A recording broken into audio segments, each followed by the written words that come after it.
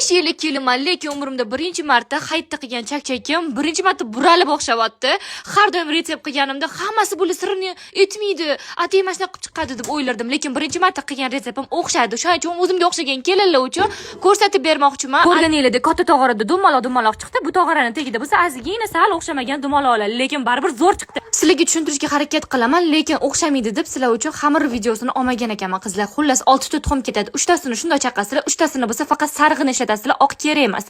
Keyin xuddi shunaqangi razrixitsizlar 1 choy qoshiq razrixitsi solib, aralashtirib, o'rtacha xamir qorib, yarim soatga tindirasizlar ikkiga bo'lib.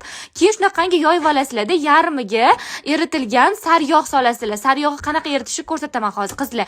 Shunaqa margarinlarni eritib, ancha eritib turasizlar-da, yog'ini o'zi chiqadi, suv ketib qoladi. Xuddi shunaqa yog'dan qilsanglar zo'r bo'lar ekan. Semichka yog' bo'p bo'lmaydi. Tashlaysizlar-da, bu yog'i 9 sm, bunaqasiga maydalab bo'lsa 1 sm. O'lchab qilinglar qizlar, santimetr bilan men ham o'lchab qildim. Mana qizlar, kesilgan xamirlarimizni quritib olamiz, keyin teskarisini qilib, ikkita tarafini ham quritib olamiz. U yoq bu yog'ini qilib qizlar yaxshilab qurisin, qaziqilgan xamirga o'xshab.